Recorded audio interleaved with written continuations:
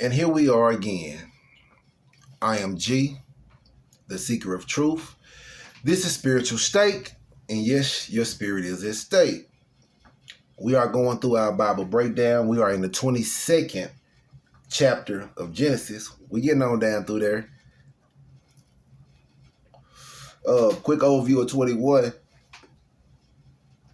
Sarah went to Abraham and told Abraham that she wanted him to kick Hagar and her son out. He was conflicted about it. The Lord came to him and told him that it was going to be all right, that he was going to bless Hagar's son. And he also went to Hagar and told her that he was going to bless her son. And so, also, Abraham blessed Abimelech. Y'all know how it go. In this process also, in chapter 21, for those that rode 21, you know how it go. I like to give a quick little overview. Final points could have been missed in the overview, which is why it's imperative that you follow along with 21. Read it either going along with Spiritual State in 21 or either taking the time out for yourself and just reading the whole Bible by yourself. But like we do, with no further ado, we finna jump into chapter 22. And it came to pass after these things that God did tempt Abraham and said unto him, Abraham. And he said, Behold, here I am.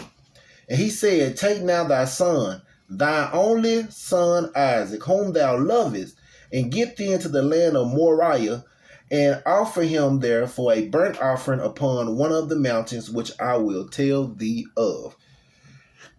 And Abraham rose up early in the morning and saddled his ass and took 2 of his young men with him and Isaac his son and clave the wood for the burnt offering and rose up and went unto the place of which God had told him. Now, one thing I want y'all to notice right there, whether for them not writing it, but they say you ain't supposed to add on to or take nothing away from the word. So we going to say that this is the word. Chronological order. And the one thing that if it did occur, in which obviously didn't occur, was Abraham saying, but God, that's my only son. I don't see there nowhere with Abraham. Now this the same Abraham that went to God and told God, hey, you can't destroy that whole. What if it's 50 righteous people down there? Okay, what if it's 45 righteous people? Okay, what if it's 30? What if it's 10 down? This the same Abraham. So before a person say we ain't supposed to question God, this is saying we not already had the whole conversation between the conversation that he had with God about Sodom and Gomorrah. So we know that this man is capable of have a direct line of communication to the Most High. And when the Most High say, take your only son, the one that thou lovest, take him up to the mountains and give him to me to a burnt offering, what it say? And Abraham rose up early in the morning and saddled his ass and took 2 of his young men with him and Isaac his son and clave the wood for the burnt offering, rose up and went into the place of which God had told him. He ain't never say, hey, God, that's my only son.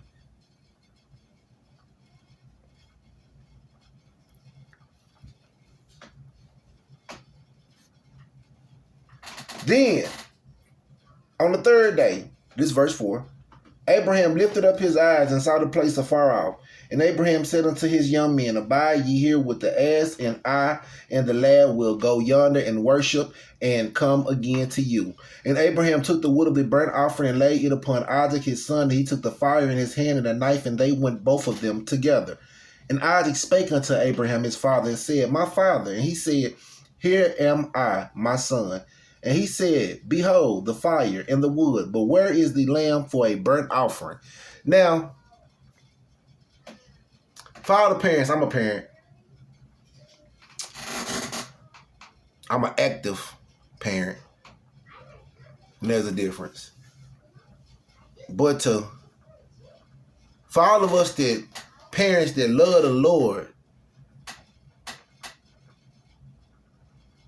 what if he say, take your child and give him to me? And don't just give them to me. I want you to burn them alive. He say, put them up there and give them to me for a burnt offering. Ain't that what it say? In 22:2, he said, take not thy son, thy only son Isaac, whom thou lovest, and get thee into the land of Moriah, and offer him therefore a burnt offering upon one of the mountains, which I will tell thee. So the question is, is you going to the mountains? Is you gonna take your child and your son get up here and y'all up here together? He look at you and say, Daddy, well, there go the wood and there go the fire. But where the lamb at? You gonna look at your son and say, son, you the lamb. I'm saying, is the love that real? Because, see, a twisted mind be like, that's just diabolical. Why would that even be a thing? But this right here is put in place to show, to have love for a physical being more than the Most High. The Most High who have performed these miracles, who then took this 99-year-old man and took this 98-year-old woman, or she 99 and he 100. Either way, they old as dust. It had them reproduce, and Sarah say it can't be dead. Man say it can't be dead. But God say, you know what? This is what we gonna do. And it's done. Now this same God that did all these things in your life, he come to you and tell you, I want your child. It's time to pay. Can you take the one you love the most? Not the one that be getting on your nerve that you really don't care if he go stay with his daddy all weekend. I'm talking about the one that, hey, this the face I gotta see every day. The one you love it the most. For my father's, your only son. Could you take him and look him in the face when he asks you that? Say, Daddy, there go the wood and there go the fire. But where is the lamb? Can you tell your son, hey, babe, son, I love you, but the Most High come before you.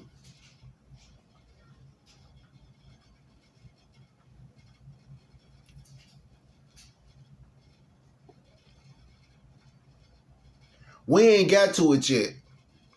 But farther in the scripture, there's one that say, what shall separate us from the love of God? And it's a list of things. Trial, tribulation, strife, person, famine, sword. Family, it ain't in there, but it should have been. Because when your family see you actually elevating on that spiritual journey, they not going to accept that you elevating on that spiritual journey. The last picture of you that they had in their mind, or they mind of you, is how they going to see you. So if you was rambunctious, volatile, ignorant, when you go around trying to speak like you have sense because the Most High has elevated you, when you try to conduct yourself in a non-volatile manner, you will be looked at and it be, it's only an egg. Surely it can't last. Ain't no change coming in that person.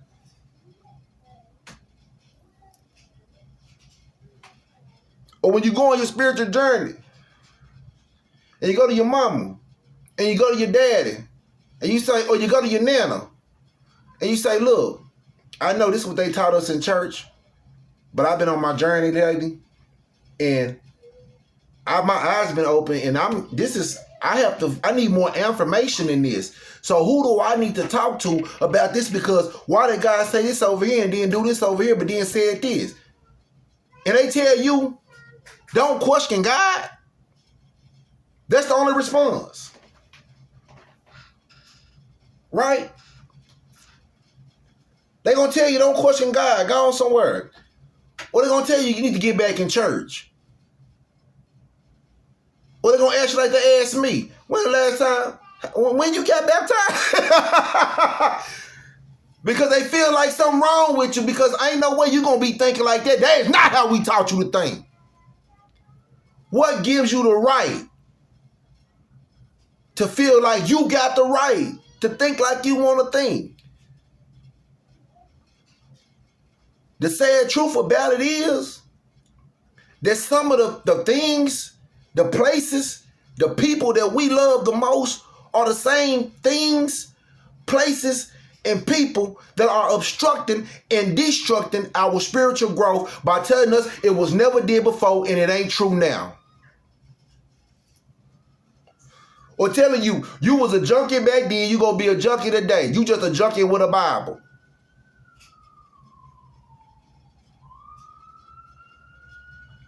Or they hit you with the guilt trip. Your grandma would be ashamed if she, oh, if your uncle, if your granddaddy heard you talking like this, or they want to public shame you in the church. Sprinkle my baby. Sprinkle him because he talking crazy. She talking crazy. She talking about she did research in the word Lord, tie back to Hellenasis, the demonic entity that also go by Baal or Baal. We weren't taught that. We didn't teach it to her. It gotta be wrong. We didn't tell him that. We didn't teach him that. We wasn't taught that. It gotta be wrong.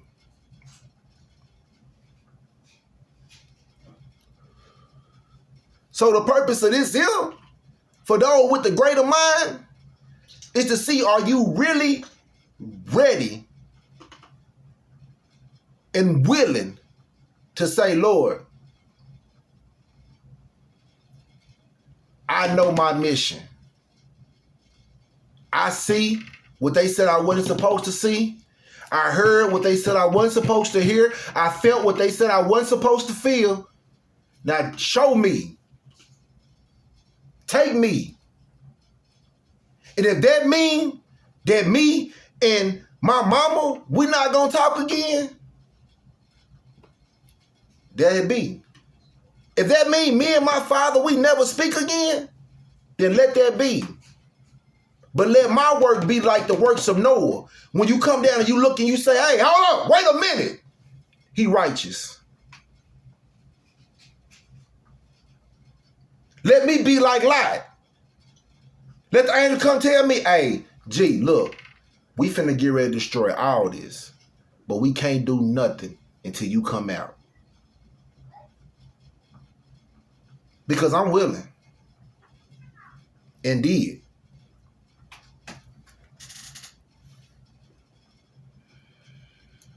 But could you? Could you? I ain't talking about out of vengeance, out of spite, out of elevation.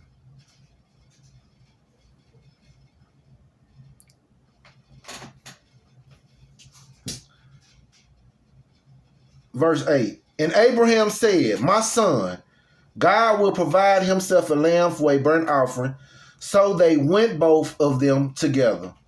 And they came to the place which God had told him of. And Abraham built an altar there and laid the wood in order and bound Isaac his son and laid him on the altar upon the wood. And Abraham stretched forth his hand and took the knife to slay his son. And the angel of the Lord called unto him out of heaven and said, Abraham, Abraham. And he said, here I am, or here am I. And he said, lay not thy hand upon the lad, neither do thou anything unto him, for now I know that thou fearest God, seeing that thou hast not withheld thy son, thy only son, from me. And Abraham lifted up his eyes and looked, and behold, behind him a ram caught in a thicket by his horns. And Abraham went and took the ram and offered him up for a burnt offering in the stead of his son. Now, like I said, that wasn't for the purpose of Abraham to slay Isaac. That was to see, was he going to be willing? And it's a difference between saying, Lord, I'm willing. Okay, if you're willing, go in there and get that baby.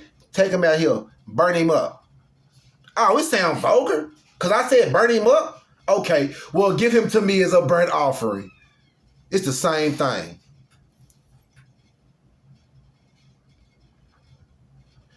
And when he's saying that Abraham was willing, and not only willing, was in the act of, he provided provision.